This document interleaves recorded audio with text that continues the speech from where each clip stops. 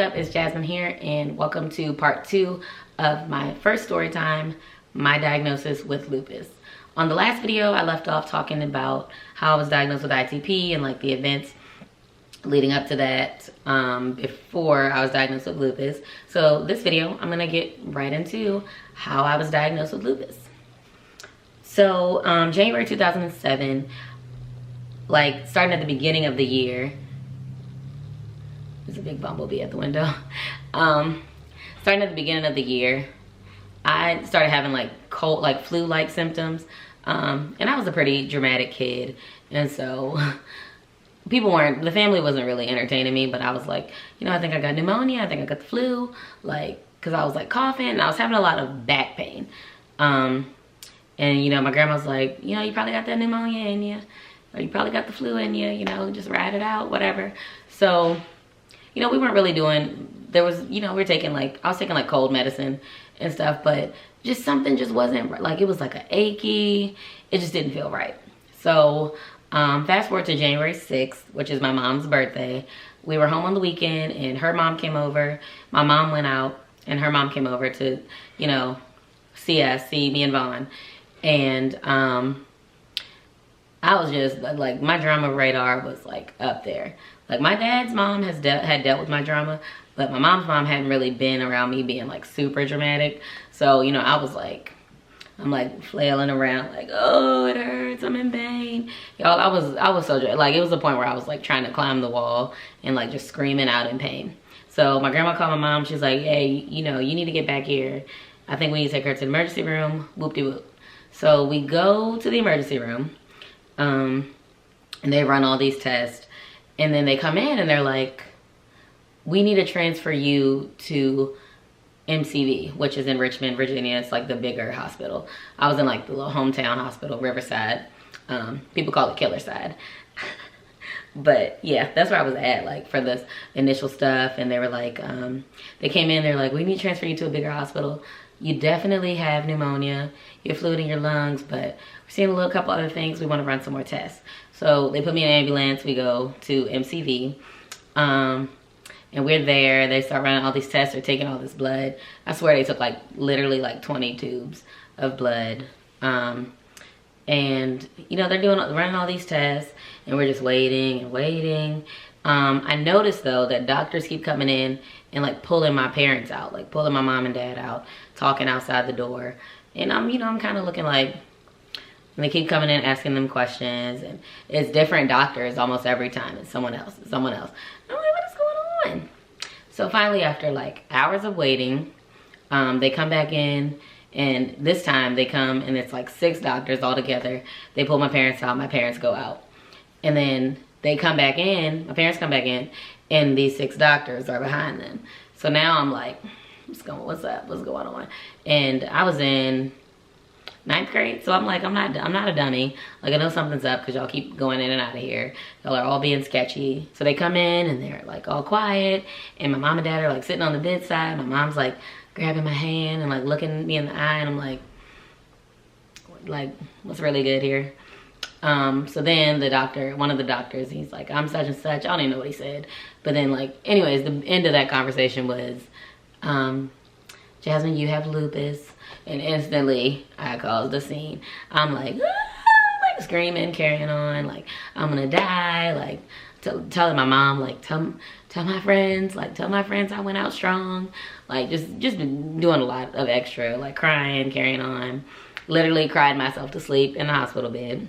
While I was asleep though, I had like this crazy wild dream, like of just like the experience and like how it was gonna be my testimony. So when I woke up from sleeping, I remember just turning to my mom and I was like, I'm gonna be all right. And then from that point on, that's kind of been my mentality, or how I approach the disease, like how I approach everything I go through is just like, I'm gonna be okay, everything's gonna be okay. So fast forward after that diagnosis, immediately it was like doctor, always at the doctor. So basically what had happened was they found pneumonia, but they also found fluid in the lungs and inflammation throughout the body, and there was blood in my urine, which led them to test for some type of, like, to see if I had any kidney problems. There wasn't any kidney problems, but somehow that led them to doing the lupus test, and I had tested positive for lupus. So from that point on, it was just like, the plane just took, like, just blasted off it. I'm not even a plane. Let's just call it a rocket, because it was just like, look, everything just went, shoo. My life just became like some type of hectic windstorm 24/7.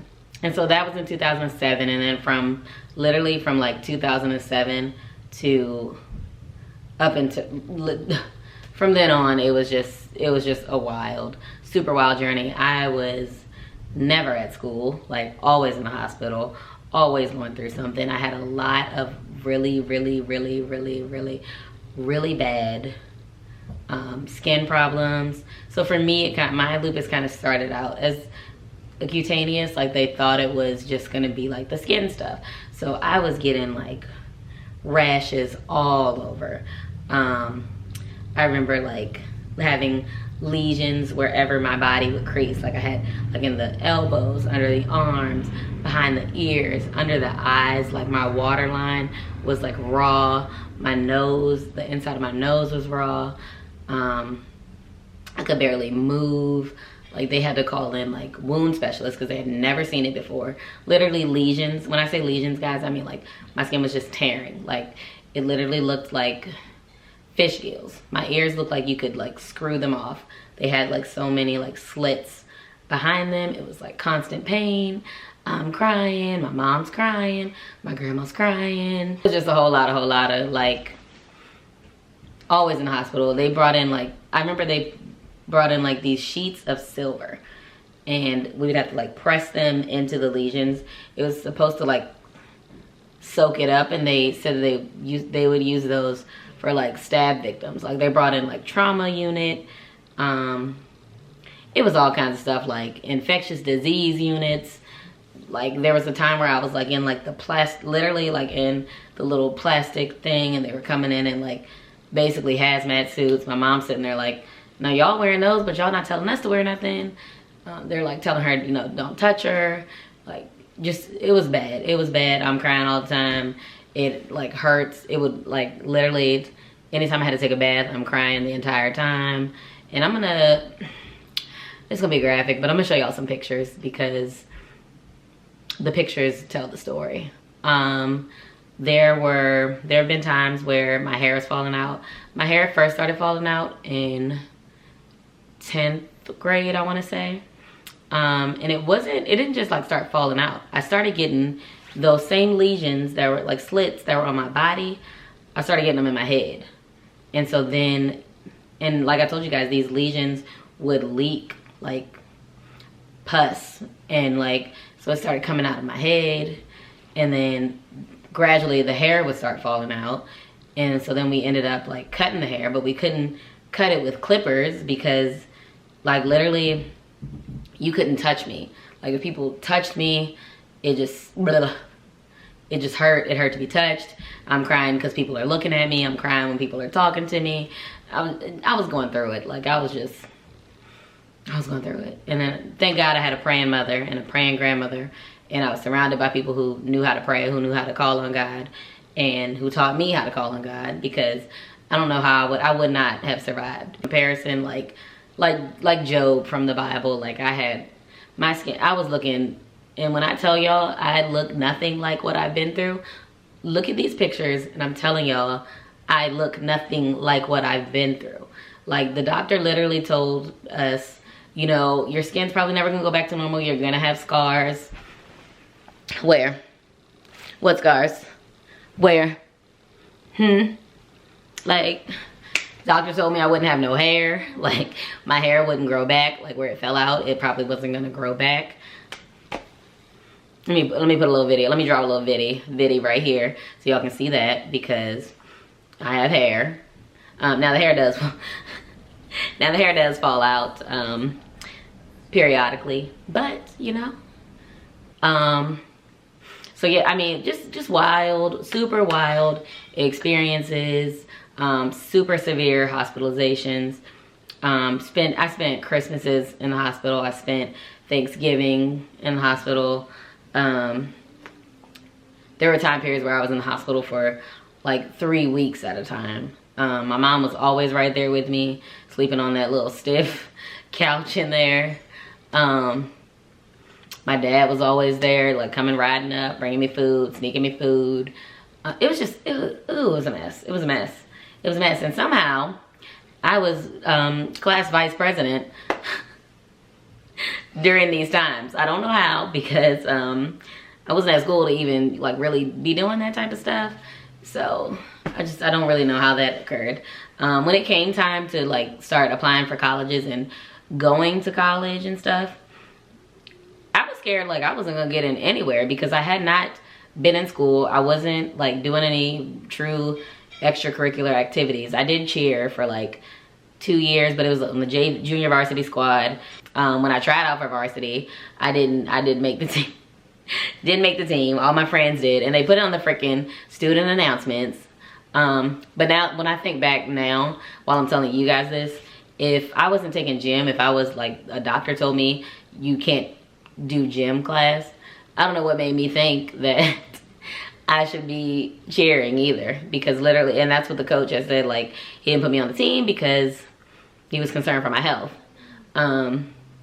Which is smart, because if you got a doctor's note for not doing any physical activity, and then you want to be on the cheer squad. So anyways, yeah, so that's my diagnosis story. I was diagnosed with lupus on my mom's birthday 13 years ago. And we weren't even gonna go to the hospital. The only reason we went is from my dramatics, me thinking I was like trying to act like I was rock climbing on my bedroom wall, screaming out in pain, saying like I felt like someone was like stabbing me in the back, and it literally felt like that. So yeah, that was how I was diagnosed with lupus.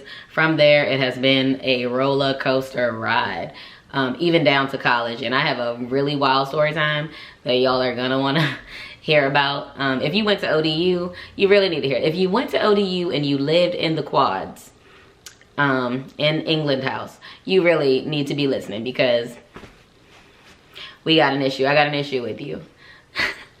But yeah, so that is my diagnosis story with lupus. No one in my family had lupus before. It was not like, it was just like, it was random. I didn't even know what lupus was. When the doctors told me that I had lupus, I thought it was cancer. And so I was like, super drama. I gotta say, like, with my diagnosis, I'm so super thankful to God, first and foremost, who, like, that has been like my source through it all. There are many times where I could have given up. There are many times where I should not have survived. There are many times where I've like almost fallen into depression. And then I just remember like the purpose. I feel like this is part of my purpose, to share this story with you guys and to let you guys in on my journey, and just, you know, encourage people that, you know, your circumstance does not define you. You know, your situation doesn't define you. Your condition doesn't define you. So that is kind of like my coming into lupus. And there, throughout the rest of this series, a lot of the stories I share, or a lot of the the topics that I'm gonna address, are gonna get more into detail on a lot of the experiences and the situations and the flares and the, you know, just the different aspects of living with lupus. Hope you guys enjoyed this video. If you did, give it a thumbs up. Make sure you're subscribed to my channel. In the comments, you guys, if you have any questions, if you have any topics that you would like me to address, just leave a comment down below. Make sure you go to my Instagram at Jasmine Tiana. Check out the content that I'm dropping there as well. And you can also ask questions there, DM me, whatever. So yeah, stay tuned for the next video on Monday. I will talk to you guys later.